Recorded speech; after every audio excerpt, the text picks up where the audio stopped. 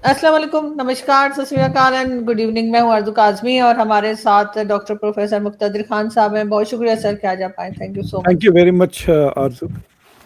Sir आज ज़रा कश्मीर पे बात करते हैं। वैसे तो हिंदुस्तान पाकिस्तान के बीच में एक इशू है शुरू से ही, और डिस्प्यूट रहा है, और उस पे कई बार जो है वो डिबेट भी हो जाती है, लड़ाई भी हो जाती है। लेकिन अभी पाकिस्तान में जिसको हम आज़ाद कश्मीर और आप लोग पीओके कहते हैं, वहाँ पर इलेक्शंस कराए गए। ये और बात है कि जिन्होंने इलेक्शन लड़ा है वही एक दूसरे के ऊपर एलिगेशंस लगा रहे हैं कि जी तुमने बेईमानी की है और तुमने बेईमानी की है, चल रहा है। लेकिन उससे पहले सर बहुत अरसे से जो है वो प्रोटेस्ट चल रहे हैं उस कश्मीर में, हमारी साइड कश्मीर पे, और उन लोगों के ऊपर फायरिंग भी की गई है, उनके ऊपर टीयर गैस भी चलाई गई है, उनकी जानें भी गई हैं।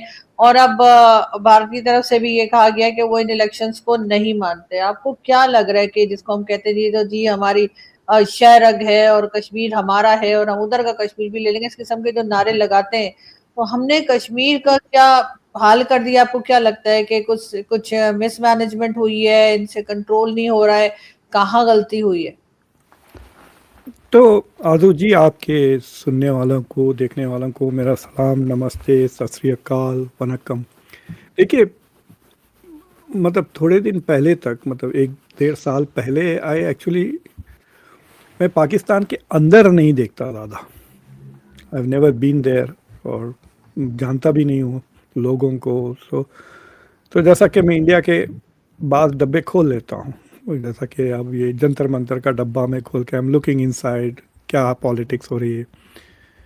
तो वरना इंटरनेशनल रिलेशन स्कॉलर्स बाहर का ही देखते ना, foreign affairs, international relations, foreign policy. तो जब मैंने पाकिस्तान का जो अंदरूनी हाल है देखा विद रिगार्ड्स टू कश्मीर, तो मुझे बड़ी ताज्जुब हुई। तो मैंने कहा, मैं समझा था कि क्योंकि आप लोग बड़े मुस्लिम मुस्लिम कहते हो कि कश्मीरी भी मुसलमान है हम जैसे है, सो आई थॉट कि पाकिस्तान में जो कश्मीर है that would have been much more integrated into Pakistan than Indian Kashmir is integrated into India, ये मैं समझता था। लेकिन जब मैं थोड़ा करीब से देखा, थोड़ा लेंस लगा के देखा, तो then it became very clear to me कि बात उल्टी है, कि इंडिया की Kashmir is more integrated into the Indian system. और ये मतलब मैं 370 के निकालने से पहले की बात कर रहा हूँ, अब तो वो कॉन्स्टिट्यूशनली भी इंटीग्रेटेड हो गया है। ठीक है, तो कल्चरली, इकोनॉमिकली बहुत ज़्यादा इंटीग्रेटेड है Kashmir, in spite of all of what ever is going on in Indian side. तो अगर एज ए थर्ड पार्टी मुझे, अगर मैं कभी लिखूं इसके बारे में, और लिखूंगा भी मैं, तो तुम्हें, मुझे ऐसा लगता है कि आपने इसको हॉस्टेज लिया हुआ है। It is like you are, उसको लिया और फ्रीज कर दिया उसको एज ए क्योंकि आपका कश्मीर जो आपके पास नहीं है, उस कश्मीर के लिए आपके पास जो कश्मीर है आप उसको बुरी तरह ट्रीट कर रहे हैं। तो जो आपके ये जो मसला चल जो रहा है जैक के साथ, जो वो जॉइंट अवामी एक्शन कमेटी जो है, तो उनका डिस्प्यूट, उनके कई शिकायतें हैं जिसमें से तकरीबन पाकिस्तान ने पिछली मीटिंग के बाद पूरे कर दिए हैं, जितनी उनके वेलफेयर रिलेटेड थी। उनको इलेक्ट्रिसिटी पे डिस्काउंट सब्सिडी चाहिए थी, उनको शायद कुछ ग्रेन्स वगैरह पे सब्सिडी चाहिए थी, वो सारी चीज़ें उनको मिल गई। जो एक वाहिद चीज़ जो उनको नहीं मिली है, वो कॉन्स्टिट्यूशनल चेंज रिक्वायर करता है पाकिस्तान में, विच इज़ कि वो जो 12 सीटें उन्होंने इंडिया से आए हुए कश्मीरियों के लिए, जो रेफ्यूजीज़ है उनके लिए जो रखे हैं, वो सीटों को वो निकालना चाहते हैं। आई थिंक कि जब मैं जैक की पोजीशन पढ़ा, आई एग्री विद देम। तो मैं आपको पता है अमेरिका को भी आज़ादी इसी मसले पे मिली थी। वो जो बॉस्टन टी पार्टी थी, कि अमेरिका में शिकायत ये थी कि टैक्सेशन विदाउट रिप्रेजेंटेशन, कि आप हमसे टैक्स कलेक्ट करते हो लेकिन हमको रिप्रेजेंट नहीं करते। तो बर्तानिया का जवाब था कि आप रिप्रेजेंटेड है। तो आप मिसाल देता हूँ मैं, अगर मैं वर्जीनिया में रह रहा था समझिए, या मेरीलैंड में रह रहा था, this is before US became independent, तो मेरा जो मेंबर ऑफ पार्लियामेंट होता था बर्तानिया की पार्लियामेंट में, वो इलेक्शन वहाँ लोकली लड़ता था। मतलब उसका जो वोटर होता था वो भी बर्तानिया में होता था, मेनलैंड में, और उसका रिप्रेजेंटेटिव भी होता। वो कभी यूएस आता ही नहीं था, वर्जीनिया कभी आता ही नहीं था, Maryland, but he was representing Maryland. It was a very strange thing. उसको क्या मालूम यहाँ पे क्या मसले है, राइट? तो आपके ये जो 12 लोग हैं वो वैसे ही हैं, ना तो वो कश्मीर से आते हैं ना कश्मीर में रहते हैं, वो लाहौर में होते हैं, कराची में होते हैं, दूसरे जगहों पे होते हैं, और उनका वोटर बेस ही बाहर है, which is the strange thing, right? तो somebody in Karachi is voting for a representative who is in the parliament कहिए या असेंबली कहिए ऑफ एजेके। ये तो बड़ी अजीब सी बात है। तो जैक का कहना है कि ये जो 12 सीटें हैं, ये 12 के 12 सीटों का इस्तेमाल करता है Islamabad to control who comes to power inside AJK, manipulate कर लेते हैं। और दूसरी चीज ये है कि वो, क्योंकि वो रहते नहीं कश्मीर में, उनको जानते नहीं कश्मीर के मसाइल क्या है, वो जहाँ भी रहते हैं they become like a leverage for Islamabad to manipulate local politics. तो बेसिकली एक मामूली सी ऑटोनॉमी की ये डिमांड है। कुर्दिस्तान का भी मसला ऐसे ही शुरू हुआ था टर्की में, और ये आगे बढ़ के अगर इसको रिजॉल्व नहीं किया गया तो ये आगे बढ़ के this will become a independent struggle. तो अभी तो ऑल दे वांट इज के सेल्फ गवर्नेंस की बात कर रहे हैं। It's as simple as that कि अगर आप देखिए, अब मैं डेलावेयर में रहता हूँ, तो अगर मैं जाके मेरीलैंड से इलेक्शन लड़ना चाहा तो I have to move to Maryland, दूसरा स्टेट है बाजू का, वहाँ जाकर 1 साल कम से कम मुझे वहाँ रहना पड़ेगा। मेरा जो परमानेंट रेसिडेंस एड्रेस है वो मेरीलैंड में होना चाहिए, और वो मेरे लाइसेंस पे भी होना चाहिए, मैं दूसरे स्टेट के लाइसेंस। तो I have to become a resident of Maryland before I can run for office in Maryland. ये क्लिंटन के साथ हुआ था। हिलरी क्लिंटन वॉशिंगटन से निकल के वो सीधा जाके न्यूयॉर्क से जीत गई थी ना सेनेट, लेकिन वो 1 साल पहले से रेसिडेंसी एस्टैब्लिश करना शुरू कर दी थी in the state of New York and became senator of New York. Hillary Clinton की बात कर रहा हूँ। तो that is an, her democracy में ये इंपॉर्टेंट बात होती है कि भाई आप रेसिडेंट हो, वरना आप कैसा, how can you be representative if you are not a resident. इतनी सी सिंपल सी बात है। और मुझे लगता है कि इट इज ए केस, या तो बदमाशी कर रही है इस्लामाबाद में आपकी गवर्नमेंट कि वो कंट्रोल करना ही चाहती है लोकल गवर्नेंस, या आलसी है और इनकॉम्पिटेंट है और उनसे हुआ नहीं कि जो प्रोसेस जो भी है। और आपका कॉन्स्टिट्यूशन तो बहुत आसानी से बदल जा सकता है, you just need to pass it through the assembly, the parliament से, नेशनल असेंबली जो भी आप उसमें से पास कर लें वो हो जाएगा। So I think this is a, या तो दिस इज शेयर इनकॉम्पिटेंस और आलसीपन का नज़र, या सरासर बदमाशी हो रही है इस्लामाबाद से। In either of the two cases ये छोटे से मसले को बड़ा कर लेंगे if they do not quickly resolve this. जी। और दूसरी ये कि अपने सिटीजन पे इतना जल्दी फायरिंग, देखिए जंतर मंतर में इतना धूम हो गया, इतनी धूम हुई है, लेकिन एक भी गोली नहीं चली। गोलियां चले, पैलेट चले वगैरह, बट कोई मरा नहीं। वो मरे बिहार में, बट ये इतने, और ये छोटा प्रोटेस्ट नहीं था, लाखों आ गए थे संसद के ऊपर। सो और यहाँ पे आपके पास धड़ाधड़ 20 को मार दिया। यानी इट सेज के इंसान की जिंदगी की अहमियत नहीं है। नहीं है सर, बिल्कुल भी नहीं है, पाकिस्तान में तो कम से कम नहीं है। और हम लोग कई जर्नलिस्ट जो हैं उन्होंने ये बिल्कुल यही एग्जांपल दिए जो आपने, कि वहां पे जंतर मंतर पे इतना लाखों के लोग आए थे, लेकिन वहां पर कोई गोली नहीं चली है, किसी की जान नहीं गई है। और यहाँ पर अभी तक डिफरेंट फिगर्स आ रहे हैं, कोई 18 बता रहा है, कोई 20 बता रहा है, इतने लोगों की जानें गई है। लेकिन सर ये ह्यूमन राइट्स वाले, इंटरनेशनल ह्यूमन राइट्स वाले, ये क्या चीज है? मतलब ये किसी चीज पे बोलते नहीं है। मतलब अगर हमारे यहाँ माइनॉरिटीज के ऊपर गलत हो रहा है तो भी ये खामोश है, अगर हमारे यहाँ बलूचिस्तान में गलत हो रहा है तो भी इनकी आवाज नहीं निकलती, कश्मीर के ऊपर जिस तरह से फायरिंग हुई है, स्ट्रेट फायर भी कुछ अरसे पहले किया गया था, तब भी लोगों की जाने गई थी, तब भी ये खामोश रहते हैं। ये फिर ये है किस लिए, क्या करने को है? आई एम नॉट वेरी श्योर। देखिए जो US United states commission for international religious freedom,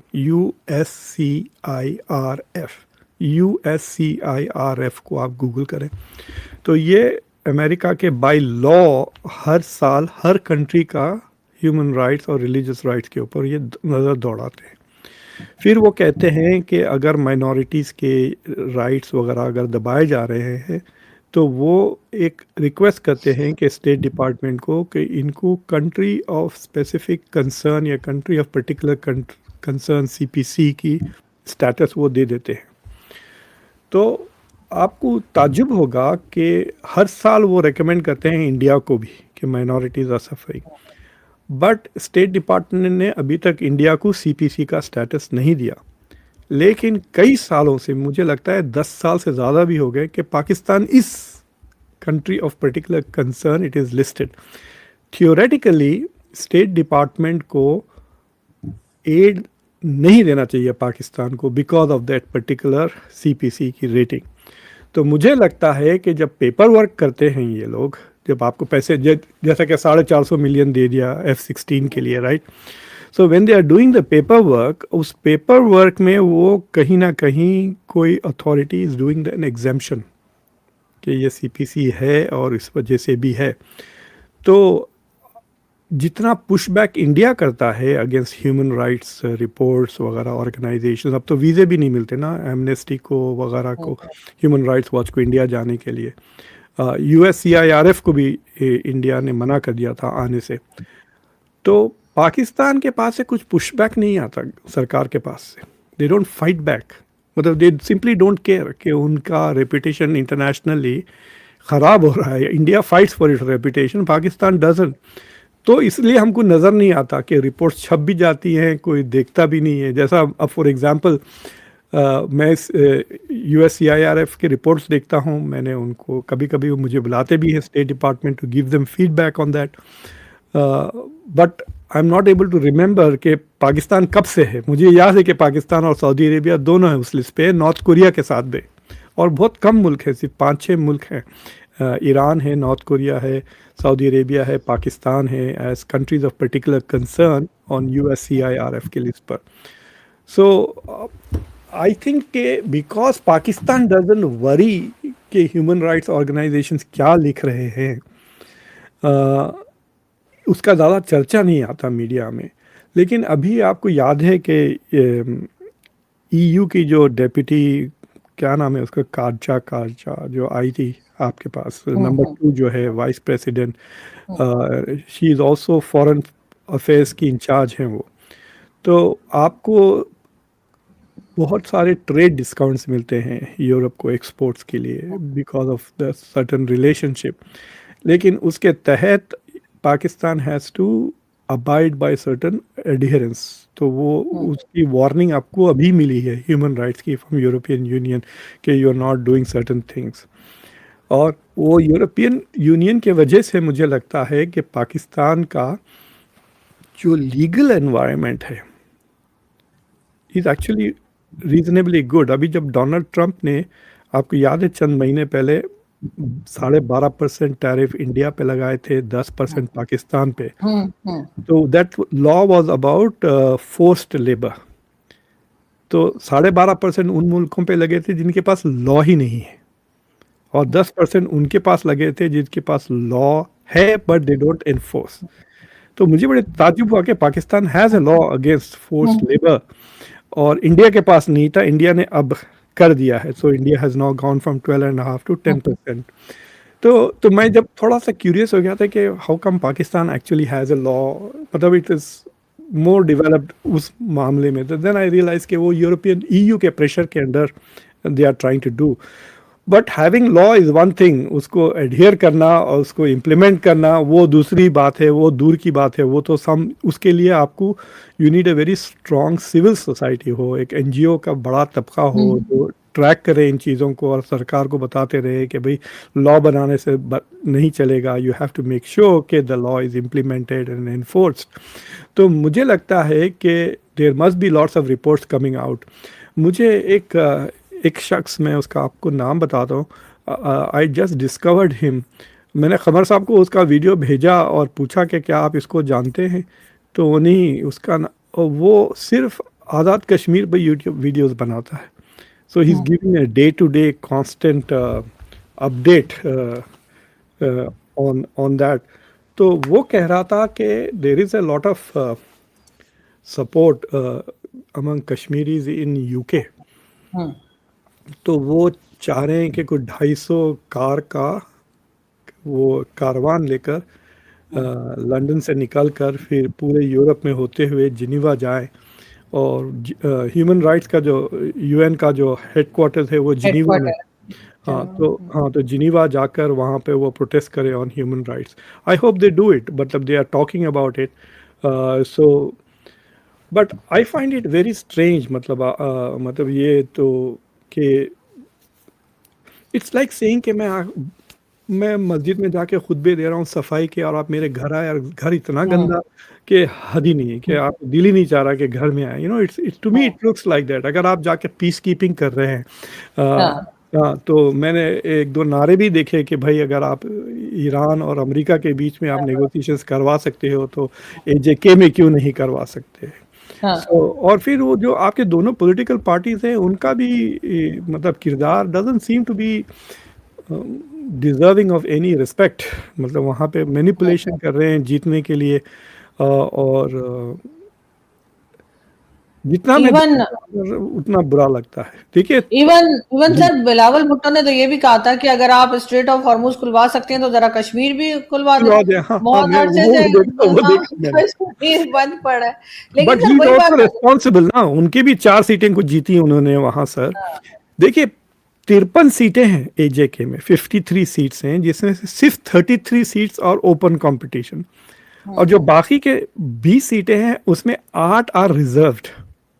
कुछ टेक्नोलॉजी एक मुल्ला के लिए भी है कैन यू इमेजिन, एक रिलीजियस स्कॉलर के लिए एक है, और 8 है औरतों के लिए कुछ है। आई अंडरस्टैंड कि औरतों के लिए रिजर्व करें, बट क्या वो सीट कंटेस्ट होते हैं या अपॉइंट होते हैं, मुझे समझ में नहीं, औरतों के लिए कभी भी कंटेस्ट नहीं होते, वो तो बस जो पार्टी डिसाइड की जाती है वो कहते ही आ जाएंगे, वो ऐसे ही आ जाती है। अच्छा, नॉमिनेट हो जाती हैं।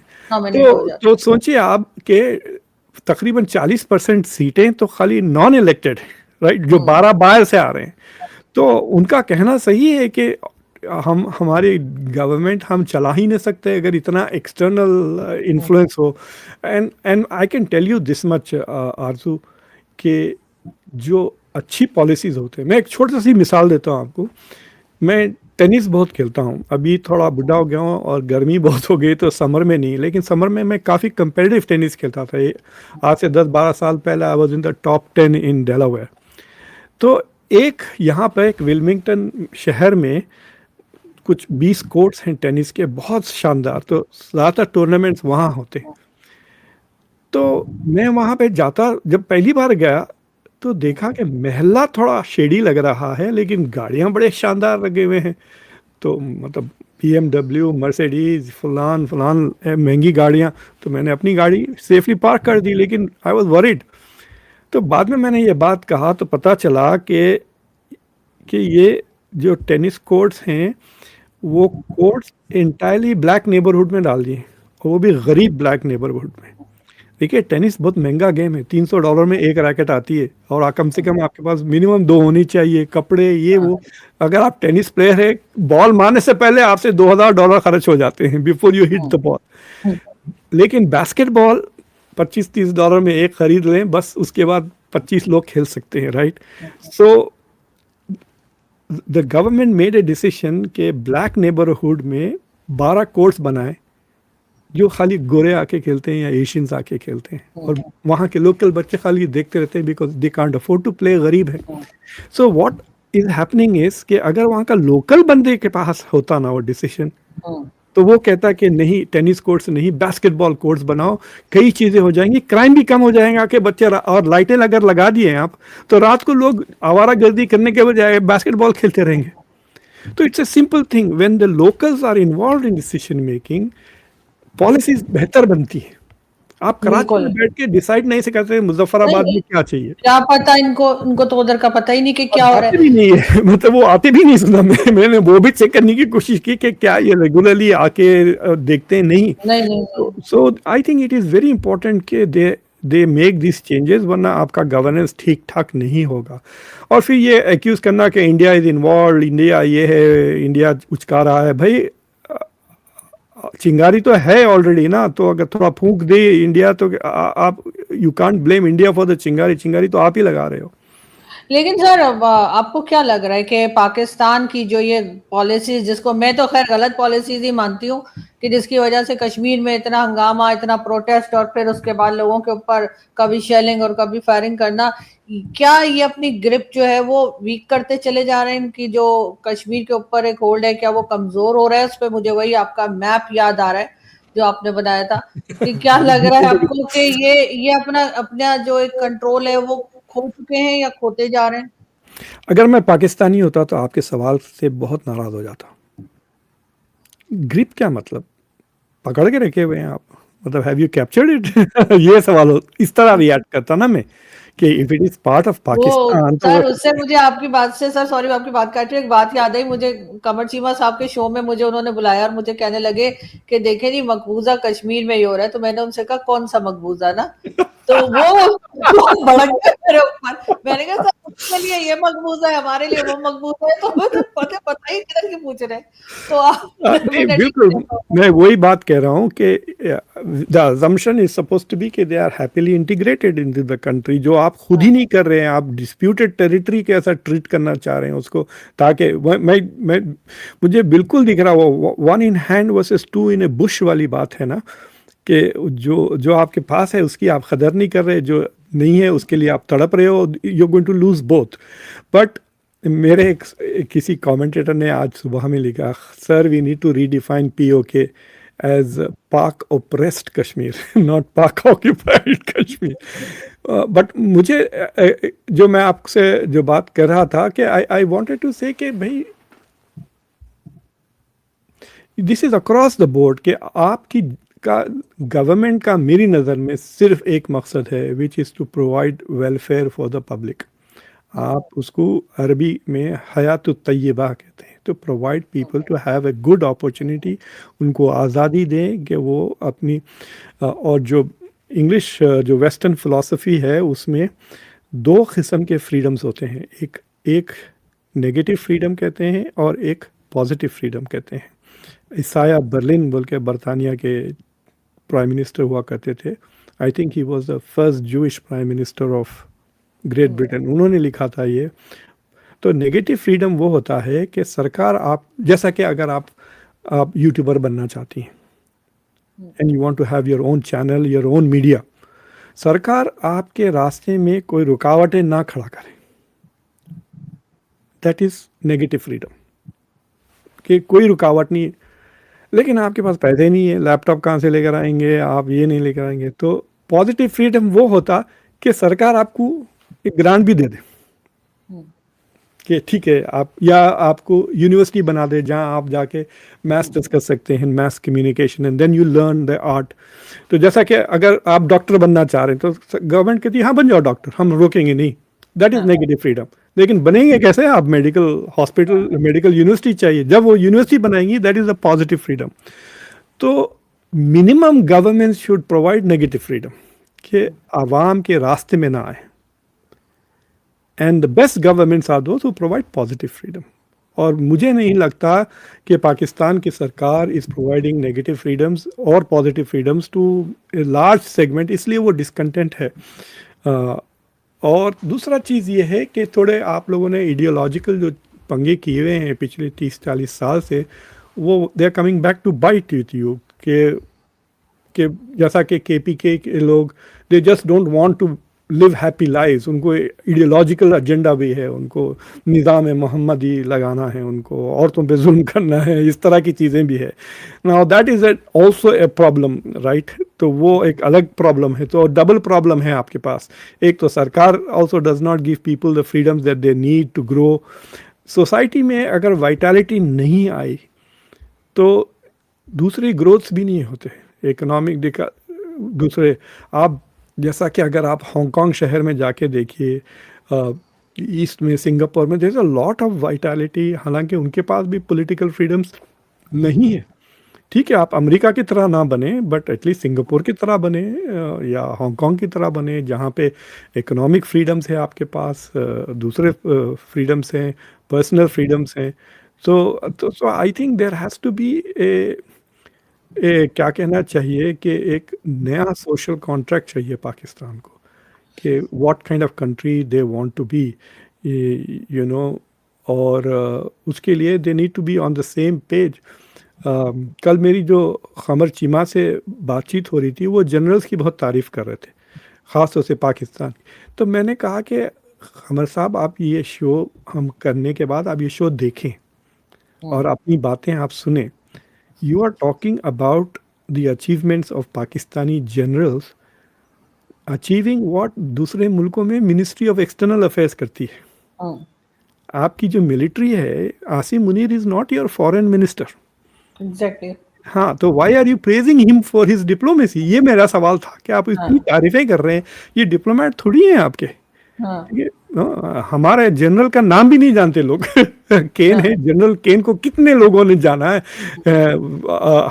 खुद अमेरिका में his job is to provide defence, he is not a diplomat, his job is not to act like a foreign minister. या इंडिया में देख लिए, फॉरेन मिनिस्ट्री की बात करें तो आप, everybody talks about doctor Jaishankar, whether you like him और not. Chief of army staff diplomacy नहीं करते फिरते। So he was getting a little upset. तो मेरा पॉइंट था कि अगर उनका जो काम है अगर वो कर लें तो दैट विल बी बेटर ना, rather than going around and doing other things. So is he going to take responsibility कि कश्मीर में क्या हो रहा है? सिक्योरिटी मेंटेन करना है ना, सिक्योरिटी मेंटेन करिए, लोगों को हिफाजत दें and to focus on it. So I think you need to have a serious dialogue के सरकार करती क्या है, गवर्नमेंट क्या करती है, and why they need to protect, and what is the purpose of Pakistan. 75 साल से ज़्यादा हो गए हैं। They need to go back and revisit partition के, जैसा कि वो चौधरी साहब हैं जो शो, उनके पास एक ही टॉपिक होता है रोज। मैं कई साल से देख रहा हूँ, मैं 1-2 बार गया भी हूँ उनके शो पर, बस पार्टीशन पार्टीशन पार्टीशन। भाई आगे का भी देखिए, कब तक रियर व्यू मिरर में देख के चलाते रहेंगे गाड़ी, टक्कर पे टक्कर होती जाएगी, you know. So I think there is an important need for a public. अपने आप को अपडेट करना पड़ेगा, अपने आप को जब तक अपडेट नहीं करेंगे सर आगे नहीं बढ़ पाएंगे। हम उधर अपने, जैसे कहते हैं ना, फ्रीज हो गए हम किसी एक टाइम फ्रेम के अंदर।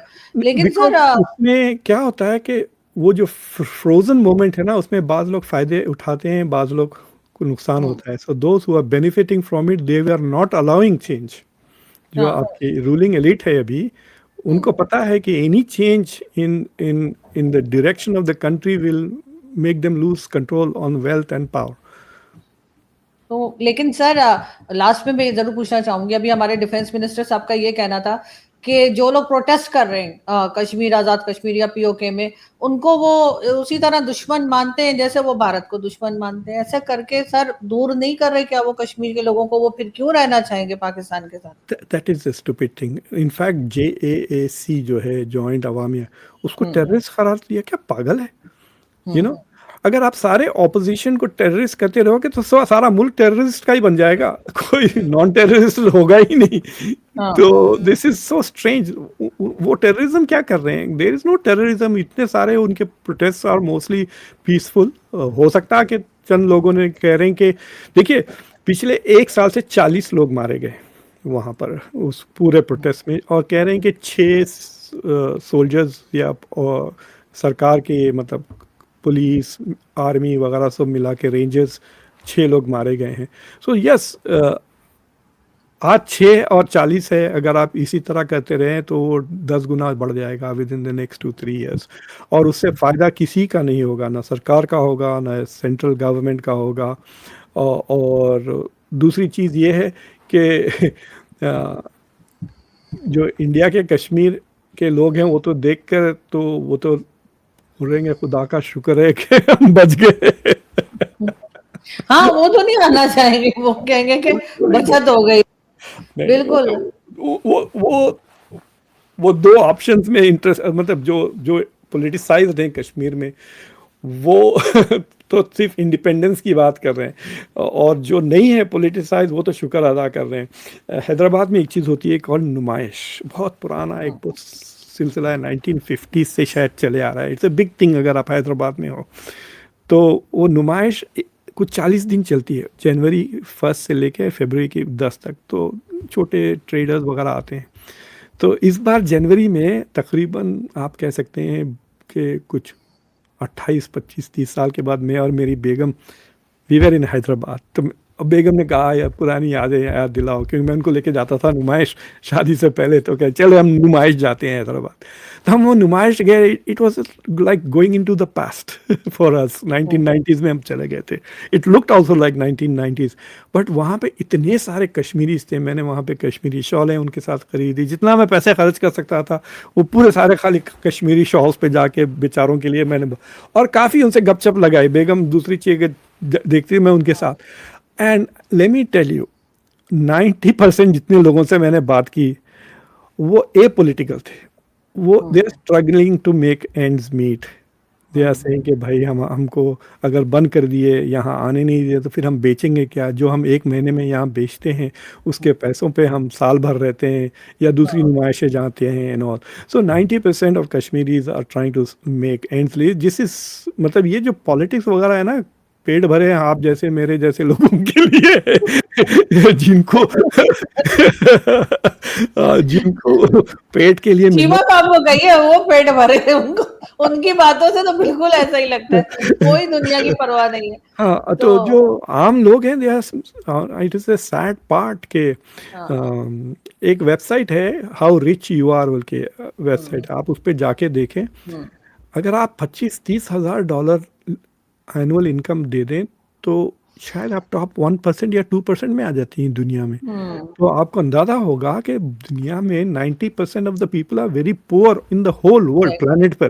दे are struggling to make ends meet. Doesn't matter कि आप अमेरिका में हो या पाकिस्तान में हो या इंडिया में हो। तो जो पॉलिटिक्स हो जाती है वो it is limited to the elite, middle, upper class. वो लोग पॉलिटिकल स्टेक्स होते हैं, then they manipulate the rest of the people. तो कश्मीर में मुझे लगता है कि बहुत कम तबका होगा विच वांट्स इंडिपेंडेंस। मैं गारंटी से दे सकता हूँ अगर आप रेफरेंडम कराएं, ऑनेस्ट रेफरेंडम, और सबको सीक्रेट बैलेट दे दें, तो आई थिंक 1% भी नहीं बोलेगा कि we want to join Pakistan.